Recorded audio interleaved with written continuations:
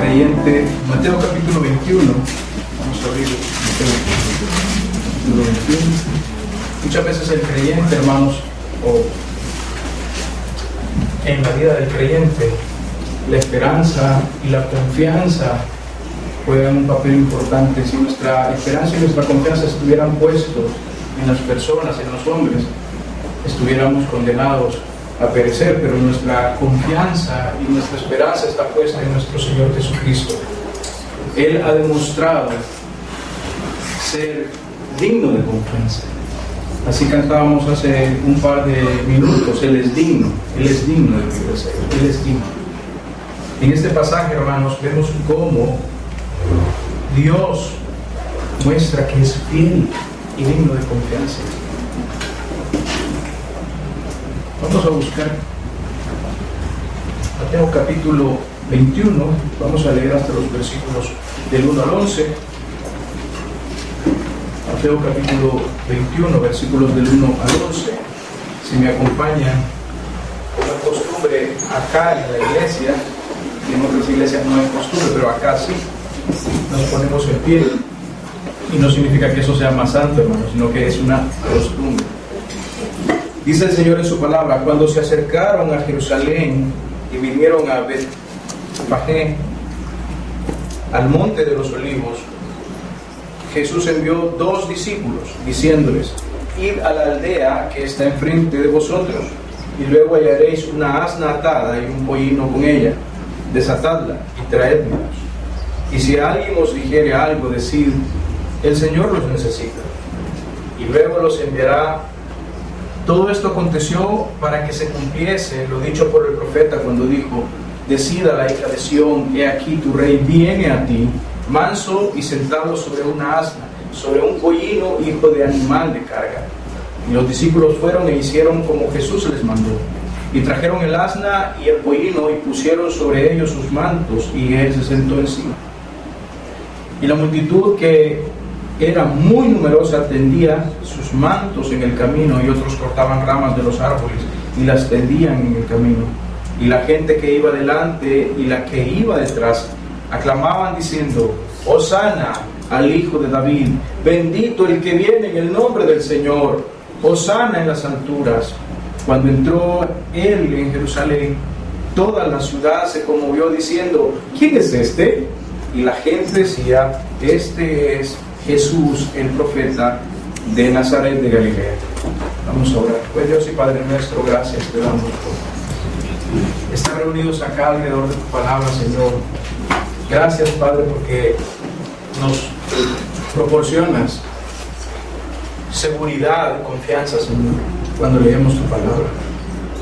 Llenas de esperanza nuestras vidas, Señor, de que así como has actuado, seguirás actuando por los siglos de los siglos. Amén.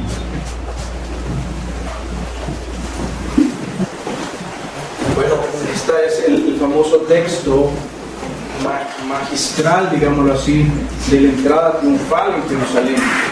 Esto es un texto, hermanos, enorme.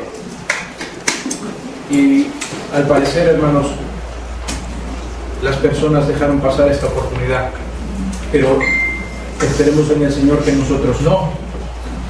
Y veamos, hermanos, cómo la entrada triunfal de Jesús debe motivarnos a creer en un Dios fiel, que cumple lo que promete, animándonos a vivir una vida de humildad y servicio.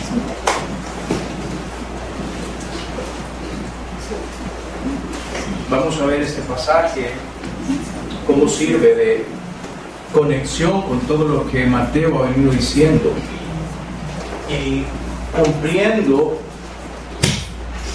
su propósito de mostrarnos quién es Jesús. Parece que Mateo se viene dando la tarea de enseñarnos a nosotros a que aprendamos a identificar quién es Jesús. Y esa es una pregunta que nos deberíamos de hacer: ¿quién es Jesús para nosotros? ¿Quién es Jesús para nosotros? Muchas veces pareciera que tenemos la idea, cuando cantamos esos coritos como el que cantamos hace un momento, ¿verdad? Él es digno, y pareciera que nuestra vida se mueve al ritmo de ese corito. Pero cuando dejamos de cantar y vamos a la vida normal, pareciera que nuestra vida no va al ritmo de ese corito. Entonces es mi propósito que realmente nos motivemos a creer que Dios es fiel y que esto nos mueva, nos anime a vivir una vida de humildad, pero también de servicio. Ya el Señor acá ha dado muestras de su grandeza cuando en los versículos anteriores le ha dado vista a los dos ciegos que gritaban: Hijo de David, ten misericordia de nosotros.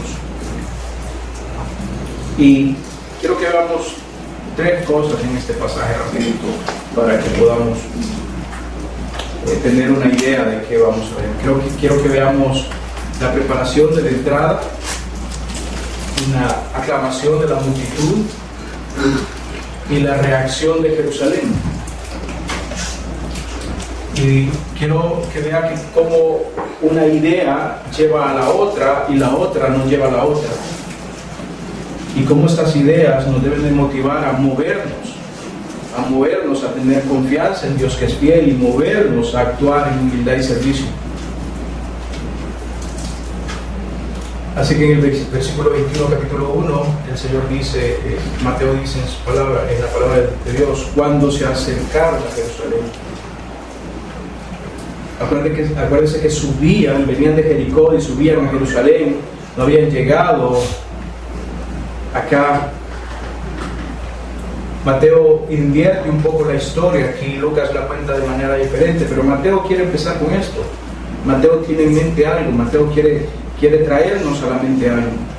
Y el relato nos dice que se acercaban a Jerusalén y vinieron a esta ciudad, al monte de los olivos.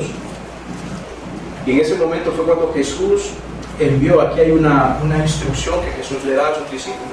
Versículo 2 dice, diciéndoles, id a la aldea que está enfrente de vosotros, y luego hallaréis una asna atada y un pollino con ella, desatadla y traédmelos. Hay una instrucción y hay una orden que el Señor Jesús les está dando acá a estos hombres. Id a la aldea que está enfrente, les dice lo que van a encontrar, y luego les pide, les dice, traédmelos, desatadla y traédmelos. Este es uno de los acontecimientos que aparecen en este pasaje, y es el primero que aparece en este pasaje. Los discípulos deben de ir a realizar esta instrucción que el Señor Jesús les ha dado.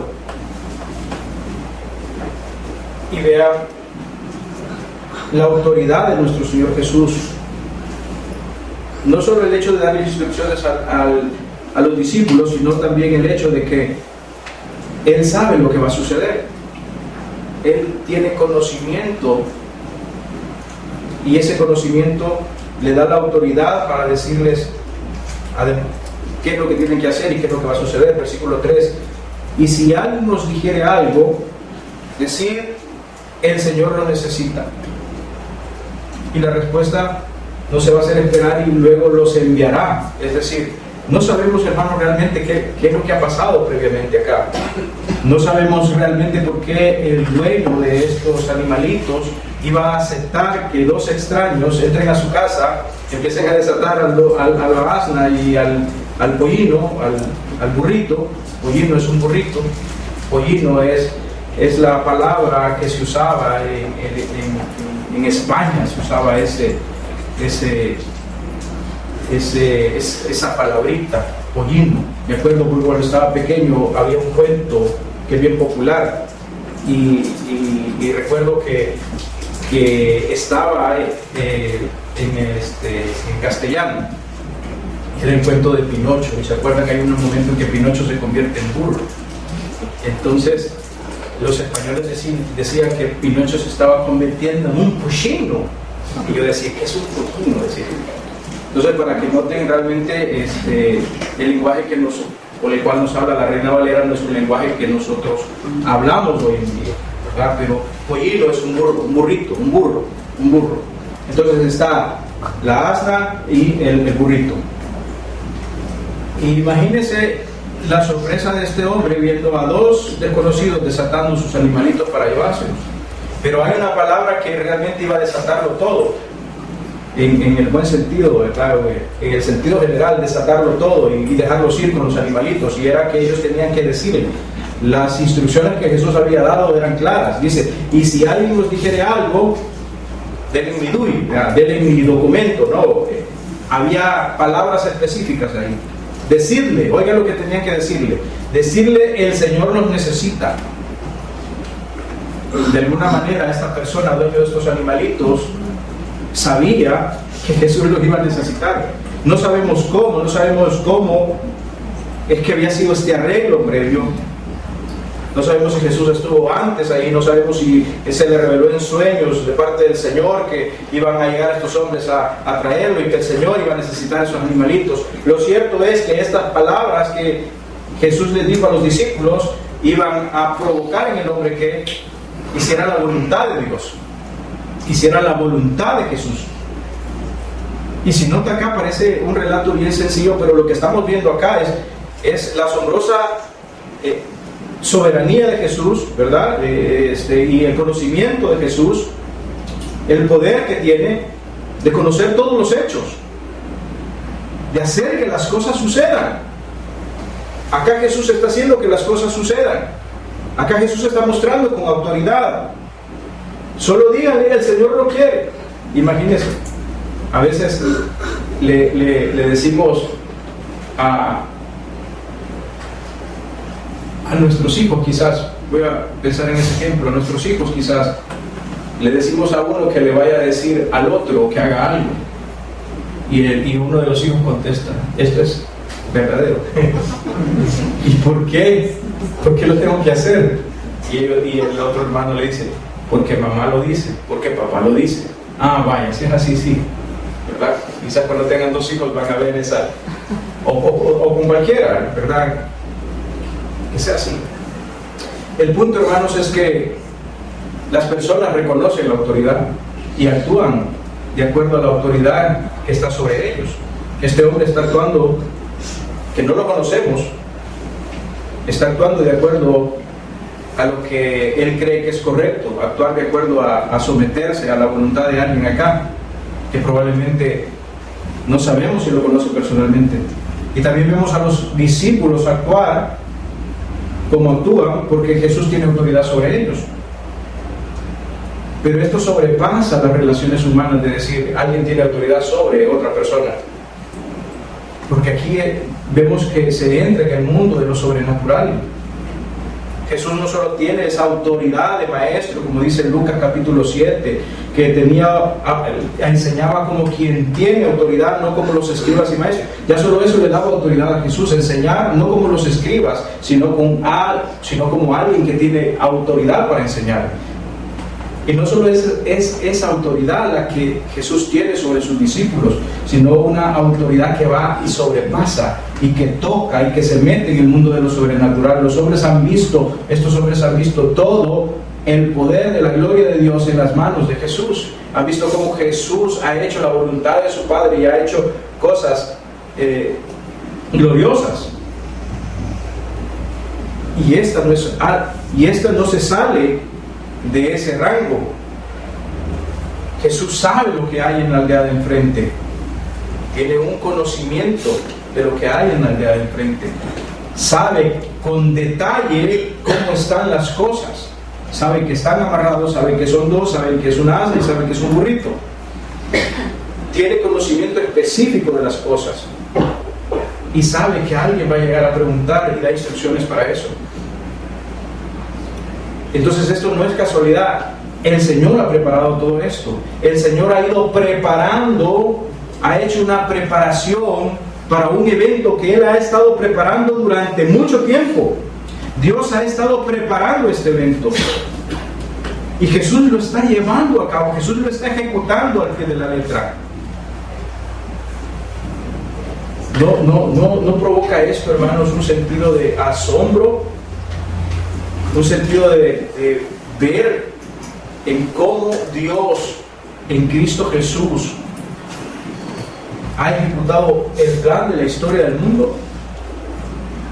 ¿No nos provoca un asombro el hecho de que Dios ha hecho un plan desde antes de la creación del mundo y lo va a ejecutar?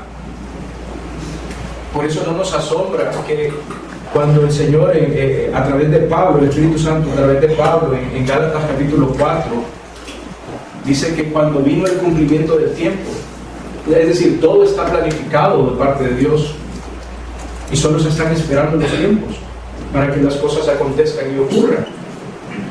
Todo lo que Dios ha puesto en su plan se va a ejecutar. Dios lo ha escrito y se va a ejecutar. Y algunas cosas de esos planes de Dios, por la misericordia de Él, se nos han sido reveladas en la palabra de Dios, en la Biblia. Y nosotros tenemos acceso a algunas cosas de ese plan de Dios. Hay otras cosas que no han sido reveladas a nosotros. Como dice Deuteronomio 29, que las cosas escritas han sido para nosotros y las cosas que no han sido reveladas, pues no son para nosotros, son para Dios. Pero Dios tiene un plan y está ejecutándolo en este mismo momento. En este mismo momento Dios está usando personas, usando eventos, usando cosas para llevar a cabo su plan. Es asombroso. Es asombroso. Un día de estos recordaba cómo Dios, imagínense, no sé si estoy mal, pero yo me ponía a pensar en esto. Cómo Dios utiliza incluso a las naciones para hacer su voluntad.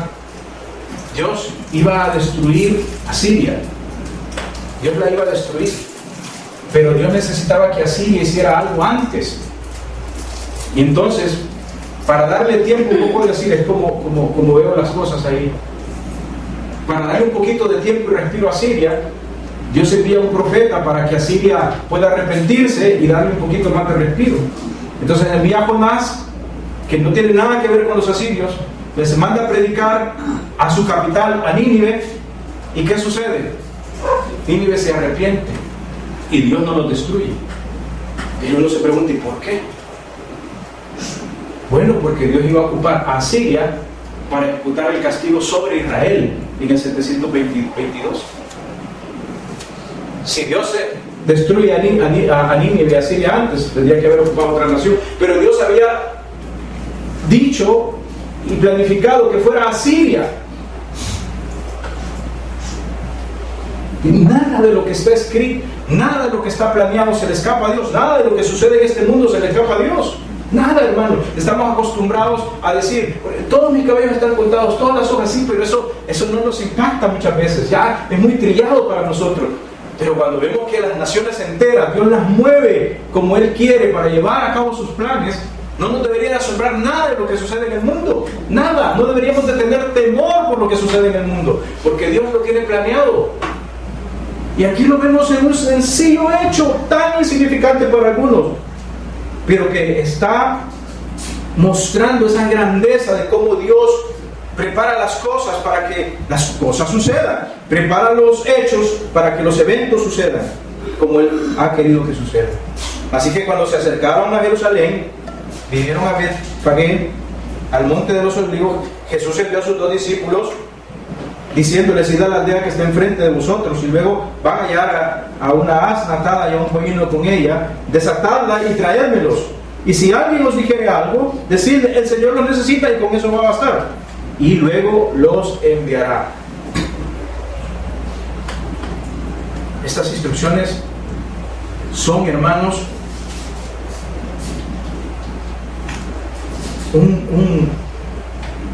algo que va a provocar lo que Mateo nos va a decir en el versículo 4. O sea, Mateo no lo ha puesto ahí solo por ponerlo, vea, lo ha puesto a propósito. Esto va a resultar en algo. Vea el versículo 4. Todo esto aconteció para que se cumpliese. Note cómo está actuando Dios. Dios siempre actúa para que sus planes se cumplan. De manera que si lo vemos de manera práctica, de manera que si usted y yo lo vemos en nuestro día a día, no solo vamos a cantar ahí Él es digno y que soberano, sino que vamos a ver esto en nuestras vidas, de todo lo que nos sucede alrededor, de todo lo que nos pasa a nosotros y lo que sucede alrededor, Es Dios actuando para que sucedan las cosas.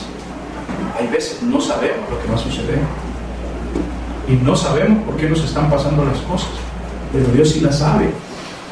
No sabemos porque a veces tenemos ganancia. No sabemos porque a veces tenemos pérdida. No sabemos porque a veces tenemos tristeza. Lo cierto es que sí, hay un Dios que sí lo sabe. Eso si usted lo ve para tener confianza y esperanza en un Dios que actúa de esta manera. Lo cierto es que Dios está preparando este evento y lo estaba preparando específicamente para ser fiel a su palabra. Dios es fiel a su nombre y fiel a su palabra y ha preparado estos eventos del versículo 1 al 3 para que se cumpliese lo que fue dicho por el profeta cuando dijo: decidle a la hija de Sión, he aquí tu rey viene a ti manso, sentado sobre una asna, sobre un pollino, hijo de animal de carga. Y eso no es otra cosa más que la profecía de Zacarías 9:9, ¿verdad? Y Zacarías está bien cerquita de Mateo, ¿verdad? Está a unas cuantas paginitas para atrás, Mateo, hay ahí Malaquías, y luego ahí el índice del Nuevo Testamento, o lo que tenga ahí en medio de los dos testamentos ahí, ya no sé qué Biblia tiene, y luego Malaquías y luego Zacarías. Se va al capítulo 9.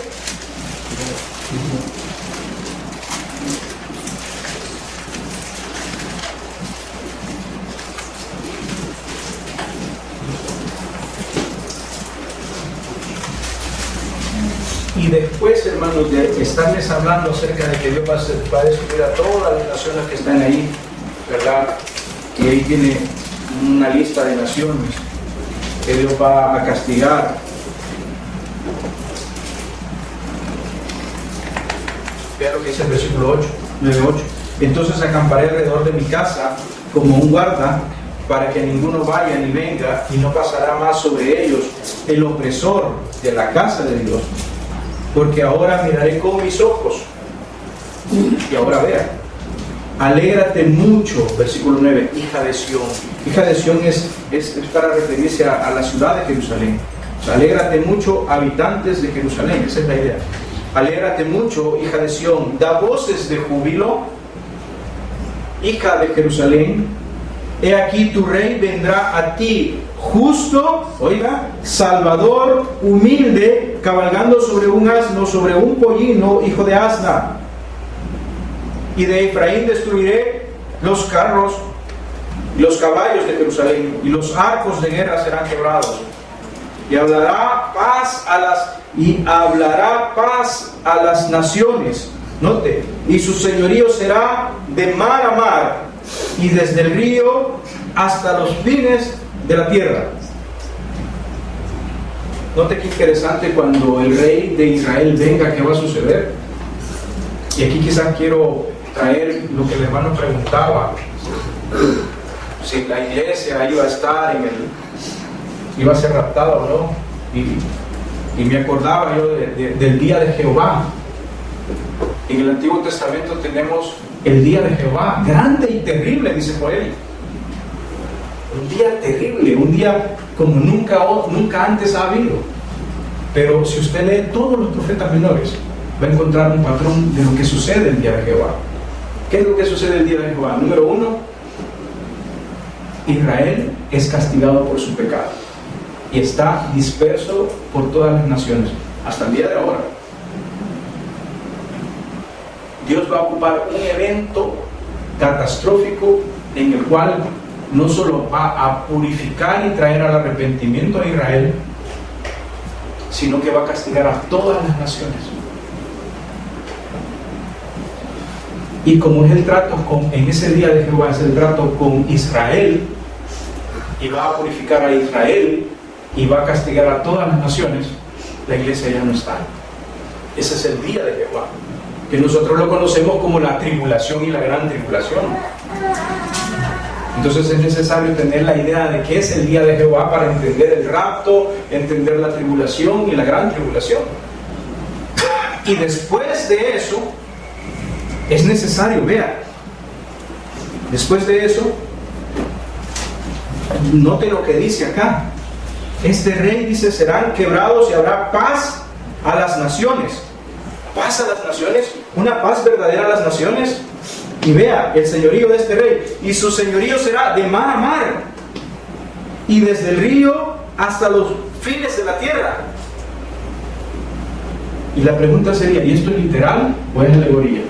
¿Será que ese rey va a reinar de mar a mar hasta los fines de la tierra? Note por qué es necesario que haya un milenio, para que se cumplan estas profecías. Lo que dijo el pastor Dilton, para que el cabrito y el león coman zacate, y para que un niño los jale con una pita y los ande de mascota, pero dice que un niño los va a pastorear. ¿Dónde va a suceder eso? ¿O es pura alegoría?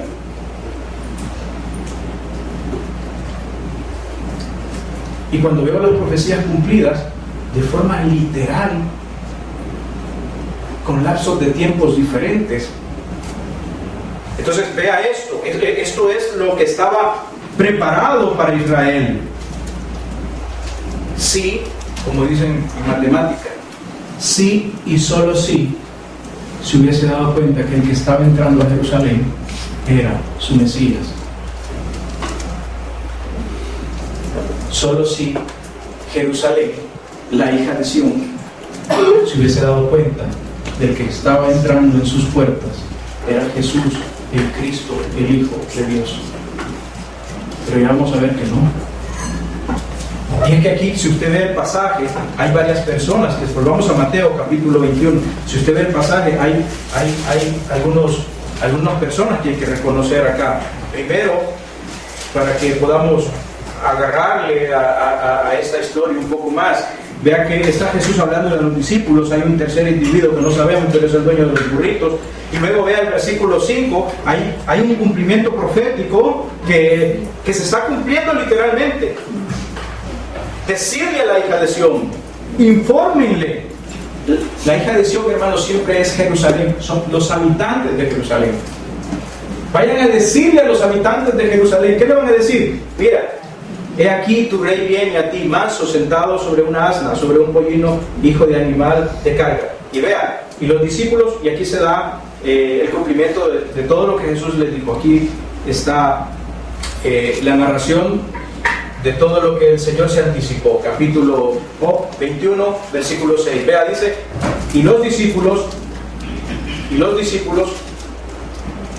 fueron e hicieron como Jesús les mandó, y trajeron el asna y el pollino, y pusieron sobre ellos sus mantos, y se sentó encima. Y la multitud, que era muy numerosa, tendía sus mantos. Esta multitud hay que entenderla, que no es la gente de la ciudad. Si va al versículo 29, ya viene esa gente con Jesús. Son quizás esta gente que le decía a los ciegos, cállense hombre, cállense, dejen de estar gritando, porque ¿se acuerdan? Decían, Señor, hijo de David, ten misericordia de nosotros, y gritaban y daban voces. ¿Y qué decían? Las multitudes los callaban. Vea que dice el 29, al salir de Jericó le seguía una gran multitud. Esta multitud no ha dejado a Jesús, siguen con él ahí victoriando en la palabra, hablando, gritando, alabando, diciéndole todo lo que vamos a ver ahí que le dice. Le seguía esa gran multitud, dos ciegos que estaban sentados junto al camino, cuando oyeron que Jesús pasaba, clamaron diciendo, Señor, hijo de David, ten misericordia de nosotros. Y vean, la multitud, la gente les reprendió para que se callasen, pero ellos clamaban diciendo, Señor, hijo de David, ten misericordia de nosotros. La gente iba con una gran expectativa, caminando adelante y atrás de Jesús, porque ellos querían ver qué sucedía cuando Jesús entrara a la iglesia, entrara a Jerusalén. Entrar a Jerusalén, ¿qué iba a pasar? El Mesías entrando a Jerusalén. Iba toda la multitud. Así, hermanos, vemos cómo el Señor en el versículo 1 al 3 nos ha preparado el camino, ¿verdad? Ha preparado el camino. Vemos en el versículo 4 que esa preparación que se hizo efectiva en los versículos 6 y 7, ¿verdad? Es el cumplimiento que se describe en el versículo 4. El 1 al 3 es el anticipo de Jesús, la preparación. El 6 al 7 es el 6 al 7 al 8, o quizás del 6 al 9 es el cumplimiento de esa profecía que nos habla el versículo 4.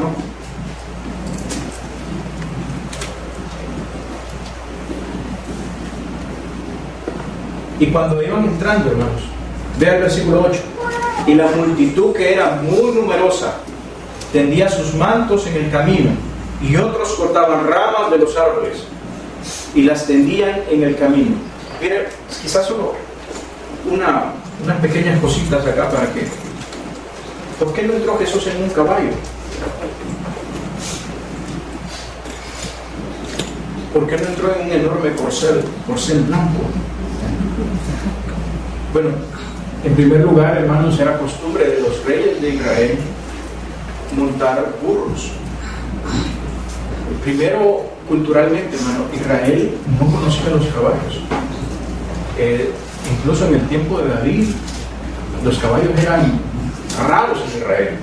David no se me imagina en un caballo.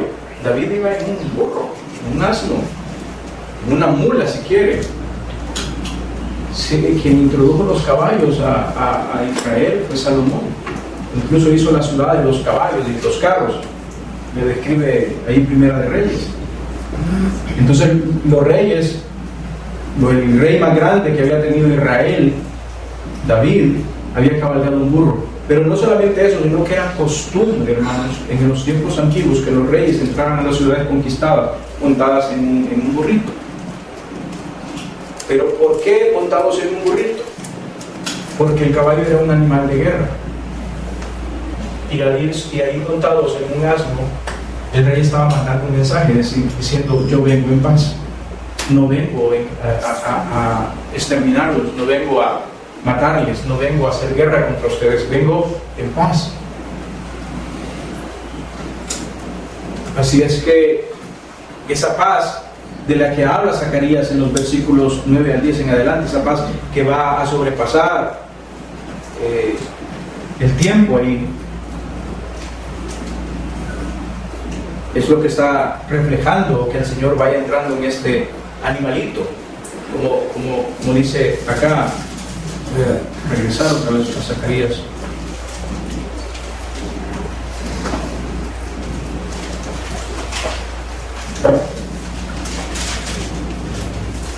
Noten que dice el versículo 10 en el medio, dice: y los arcos de guerra serán quebrados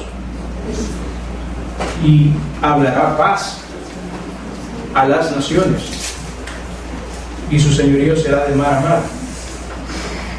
Entonces, una de las cosas que Israel tenía que haber entendido es que su rey, que venía en un pollino de asna, no venía para juzgar a los romanos o hacer guerra contra los opresores de Israel y devolverles la grandeza que tuvieron con David o con Salomón, sino que él venía en otros términos. Y este es el cumplimiento.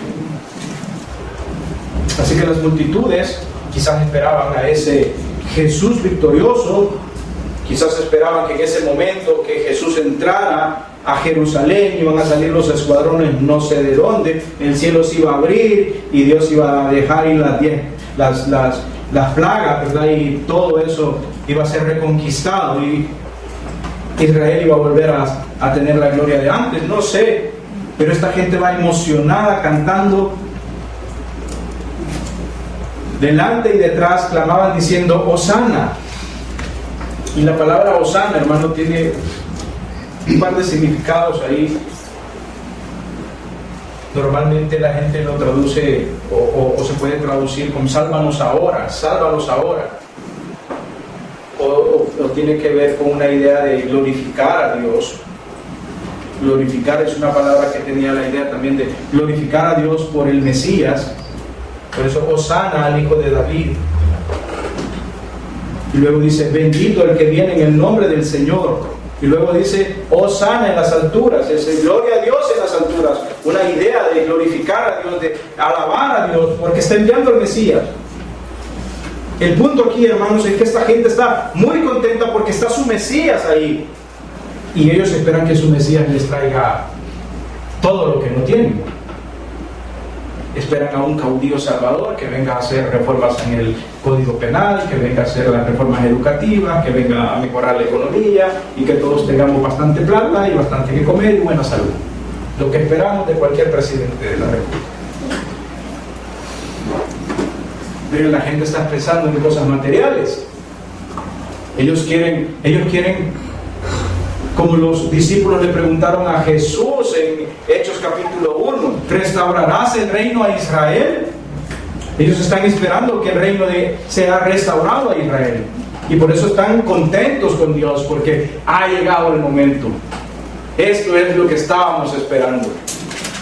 ¿Será que eso es lo que estaban esperando?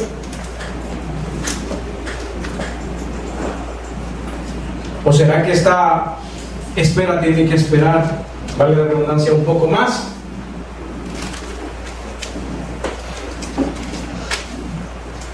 Entonces, esta preparación nos lleva a ese cumplimiento, y ese cumplimiento es el recibimiento a las puertas de Jerusalén de este Rey bendito. Y la gente que iba adelante, iba atrás, clamaba: Hosana al Hijo de David, bendito el que viene en el nombre del Señor. Ese cumplimiento de Zacarías. Pero vea el 10. ¿Cuándo entró Jesús, Él, ¿verdad? Cuando entró Él en Jerusalén, toda la ciudad se conmovió. Es decir, no la ciudad tembló, ¿verdad? Los habitantes de la ciudad de Jerusalén se conmovieron. ¿Qué está pasando aquí? La ciudad se conmovió diciendo: ¿quién es este? ¿Quién es este? Note por qué la insistencia de Mateo de mostrarnos quién es Jesús. Porque no vaya a ser que a estas alturas, igual que la gente de Jerusalén, todavía hay personas. Allá anda el ángel de la muerte, vieron el colín. No vayan a salir, hermano. Ya han puesto lintel ahí, saquen los linteles de la puerta para que no entren. Están en la clase allá de la Pascua, así. No vaya a salir.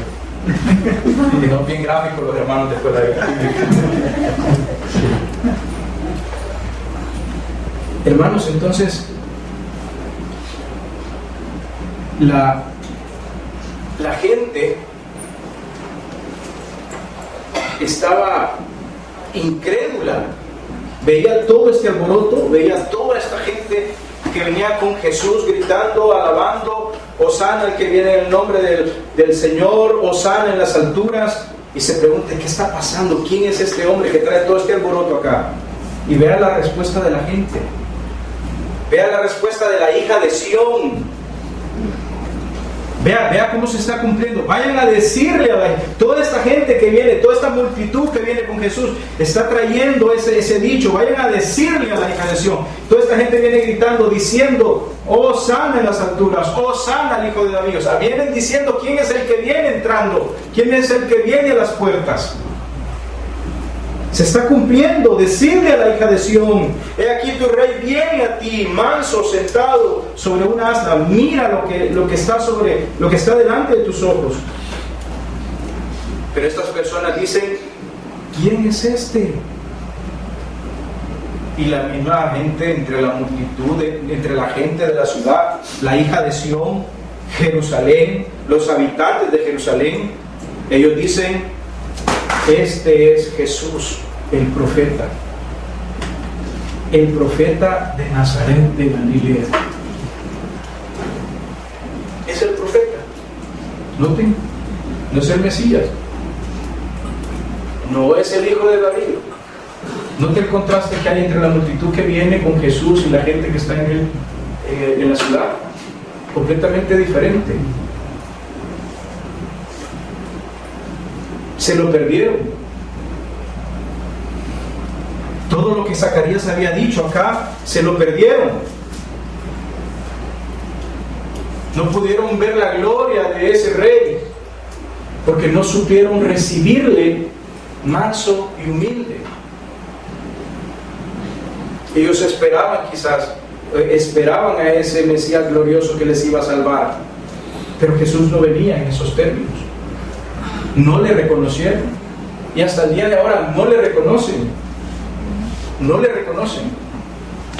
Y usted puede caminar por las ciudades allá, agarrar uno de esos tours e ir a Jerusalén y pasearse por el muro de los lamentos y todo lo que quiera, y Jesús no es el rey ahí. Jesús no es el hijo de David ahí. Es una ciudad en conflicto hasta el día de ahora, porque no supieron reconocer quién era Jesús.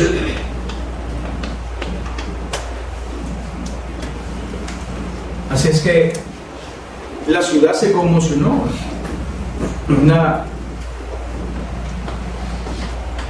Una reacción diferente.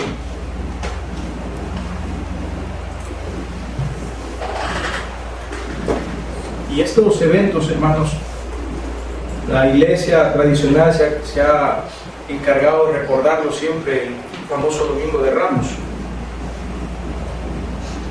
Y la gente se enfoca más en el agua bendita, las palmas, la ceniza, que en reconocer realmente que Jesús ha venido.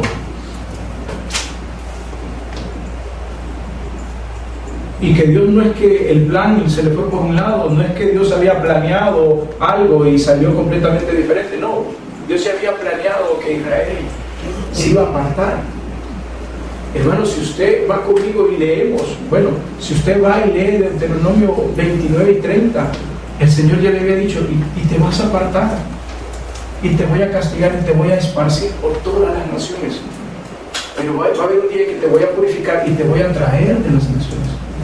Entonces, esto no es nuevo. Esto es lo que Dios ya había dicho desde que antes que entraran a la tierra prometida. Ustedes se van a desviar. Ayer en Oseas le dice, y lo voy a esparcir por el desierto, y los voy a llamar, dice en el futuro, los voy a llamar como cuando los saqué de Egipto. Y dice, y buscarán a Jehová,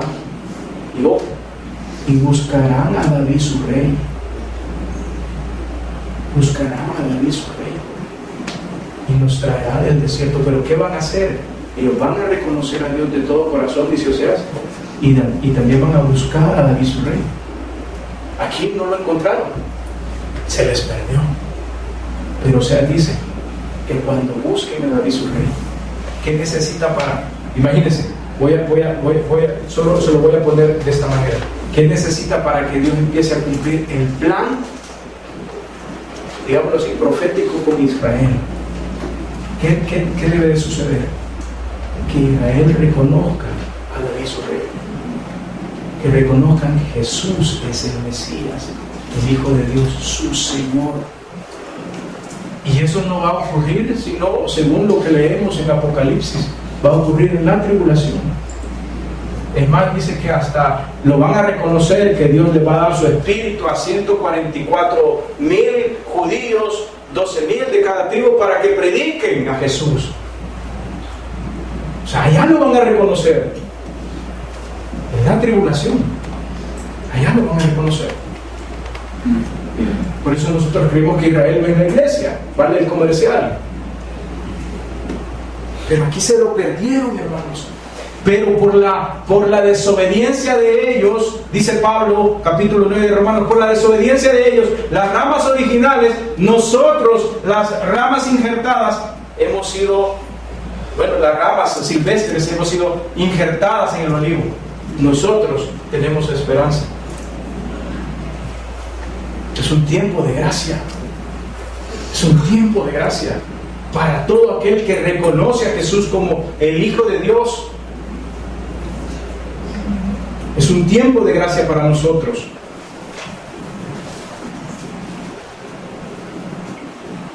Entonces note que se supone que debería de haber sido el resultado, vea, una cosa lleva a la otra. En los preparativos que Jesús hace y la ejecución que los discípulos hacen, más la multitud gritando Hosana al Hijo de David, tiene un efecto, y ese efecto es que se cumpla lo que Dios ha prometido. Y Dios había prometido decirle a la hija de Sión: y aquí tu rey viene, manso y sentado sobre un asna, sobre un pollino, hijo de animal. ¿Qué resultado se esperaba? El arrepentimiento de Israel. Pero Israel dice: ¿quién es este? La gente decía: este es Jesús el profeta. No es el resultado que se esperaba. No es el resultado.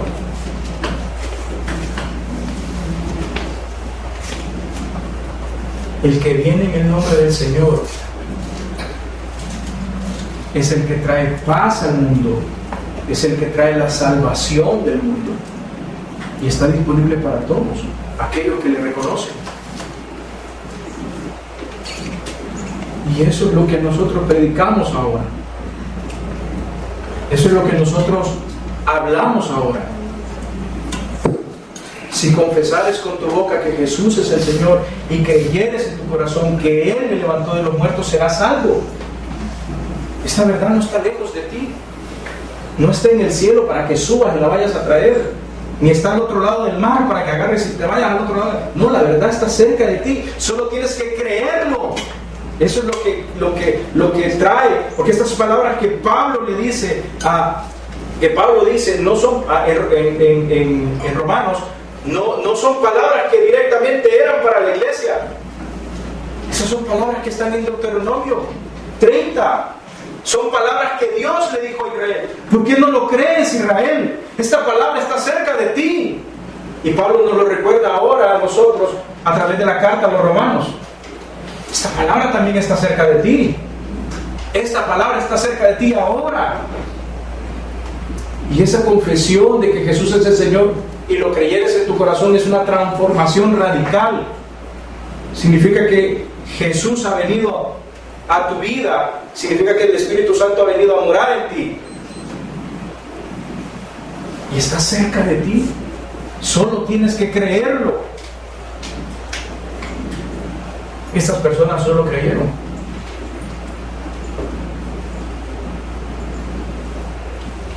Hermanos, esta porción debería de hacernos pensar en un par de cosas para finalizar.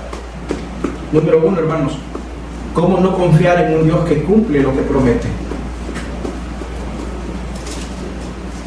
¿Cómo no confiar en un Dios que tiene todo preparado y armado y solo lo está ejecutando? Ahora mismo, mientras usted está sentado aquí, Dios está llevando a cabo sus planes para su vida y para mi vida. Los está ejecutando. Y no solo individualmente, está ejecutando todo de acuerdo a sus propósitos. Ahora imagínense, ¿por qué no reconocer eso y vivir una vida que se alinee a ese propósito? No un propósito diferente. No es que todavía se siga preguntando usted, ¿y quién soy? ¿Y para qué he venido a este mundo? A estas alturas, ya con Cristo en su corazón, ¿no deberían estar nuestros propósitos alineados al plan de Dios? ¿No debería estar alineado nuestra vida? ¿No debería, como dije al principio, motivarnos este pasaje para creer en un Dios fiel que cumple lo que promete, de manera que podamos alinear nuestra vida para vivir en humildad y servicio?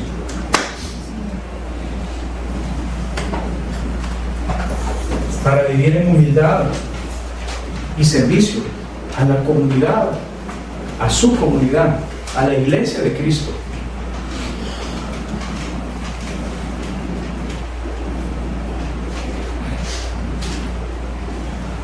Termino con esto, hermano. Israel se perdió por un poco de tiempo, como dice Pablo. Así que por un poco de tiempo han sido oscurecido su entendimiento, hasta hasta que se cumpla la plenitud de los gentiles. Es decir, dicen algunos comentaristas, hasta que el último creyente, hasta que el número de los gentiles se cumpla. Luego todo Israel será salvo, como está escrito. Pero antes de eso dice, y si Dios no tuvo compasión de la rama original, la cual se desvió y castigó, ¿por qué nosotros no vamos a tener ese cuidado? Pues pensamos que ya salvos siempre salvos, ya la hice, ya soy cristiano, ya no tengo que hacer nada, ya no tengo que hacer nada.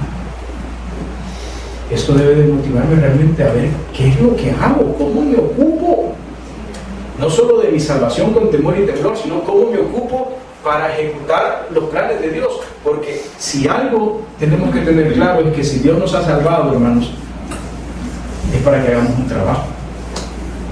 Dios nos ha salvado para que hagamos algo. ¿Y cuál es el trabajo que debemos de hacer? Esa es la pregunta. Y la respuesta es, el trabajo que tienes que hacer tiene que ver con los dones que Dios te ha dado. Amén. Vamos a orar. Buen Dios y Padre nuestro, gracias te damos por tu misericordia. Te agradecemos, Señor, porque eres un Dios que cumple sus promesas. Eres un Dios que cumple todo como lo has planeado, Señor. Bendito y alabado sea, Señor, porque no hay duda, no hay nada que nos pueda hacer dudar si realmente estamos confiados en ti. Ayúdanos, Señor, que no confiemos en nuestras fuerzas, no confiemos en nuestros recursos, sino podamos confiar en ti, Señor. Que podamos ser movidos, Señor, a tu servicio, ser movidos a ser parte de este gran propósito que tú tienes para el mundo. Ayúdanos, Señor, a encajar ahí en un pedacito, danos cabida, Señor, para ser partícipes de ese glorioso plan que tú tienes. Ayúdanos, Señor, a entender qué debemos hacer. En el nombre de Jesús. Amén.